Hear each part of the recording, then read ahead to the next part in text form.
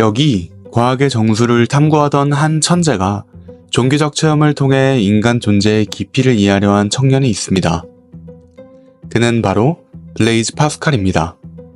1623년 6월 19일 프랑스 클러먼트 페란드라는 작은 시골 마을에서 3남매 중 하나로 태어난 파스칼은 어린 시절부터 뛰어난 재능을 보였으며 12세 때 아버지의 도움으로 기하학과 수학에 대한 공부를 시작했습니다.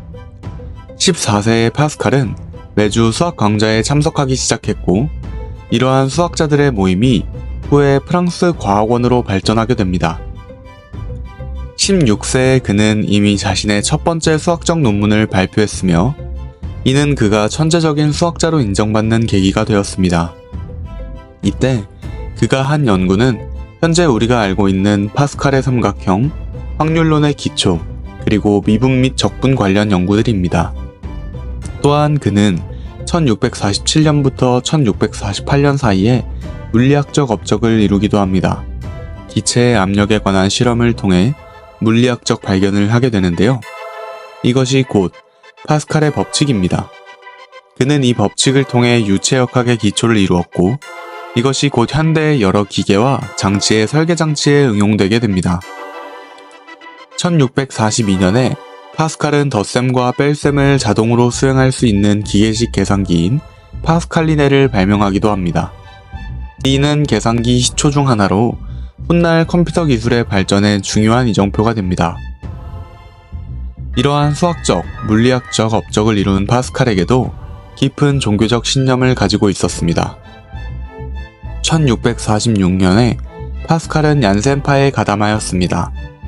얀센파는 선행보다는 하나님의 사랑과 은혜를 통해 구원받을 수 있다는 칼뱅주의에 동조하는 프랑스 내의 카톨릭의 한 파였습니다.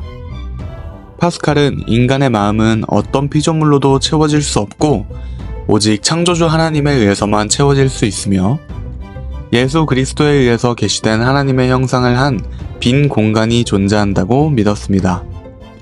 파스칼은 창세기에 묘사된 사건들이 실제로 일어난 역사적 사건이라고 진심으로 믿고 있었습니다.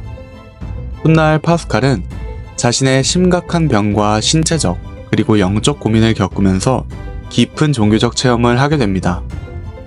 그의 종교적 체험 중 하나는 1654년 11월 23일 밤에 발생한 것으로 알려져 있습니다. 이날 파스칼은 집에서 기도를 하면서 신의 존재와 신앙의 진리에 대한 강렬한 체험을 했습니다. 그는 이 체험을 불꽃이라고 표현하며 그의 종교적 신념이 확립된 중요한 순간으로 기억했습니다. 이로 인해 그의 신앙에 대한 깊은 탐구가 시작되었습니다. 파스칼의 신앙에 대한 사유와 철학적 논의를 엿볼 수 있는 것이 바로 그의 저서 팡세입니다.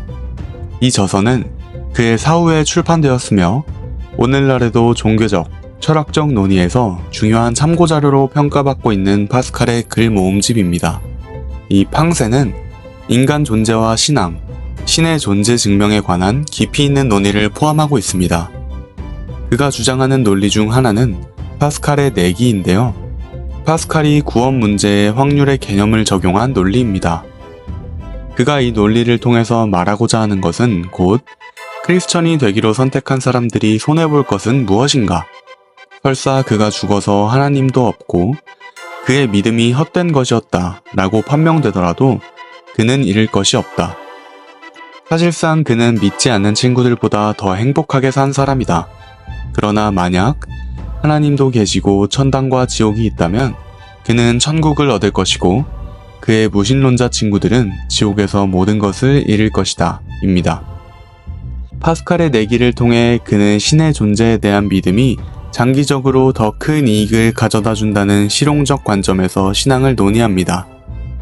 이 아이디어는 신앙의 선택이 단순한 논리적, 철학적 논의에 그치지 않고 실용적 관점에서도 중요하다는 점을 강조합니다.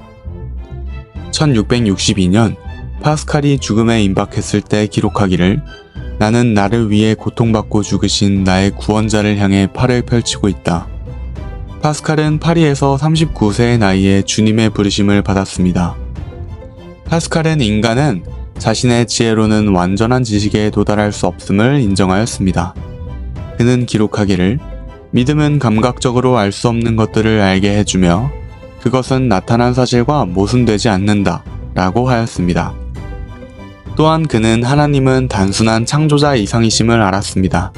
즉, 그분은 사랑의 하나님이시며 또한 개개인의 하나님, 즉 아브라함의 하나님, 이삭의 하나님, 야곱의 하나님이시며 기독교인의 하나님은 사랑의 하나님, 위로의 하나님이심을 깨달았습니다. 부단히 병고에 시달린 짧은 생애에도 불구하고 이 헌신된 크리스천을 통해 우리는 과학적 발견과 철학적 신앙이 어떻게 상호작용할 수 있는지를 엿볼 수 있었습니다.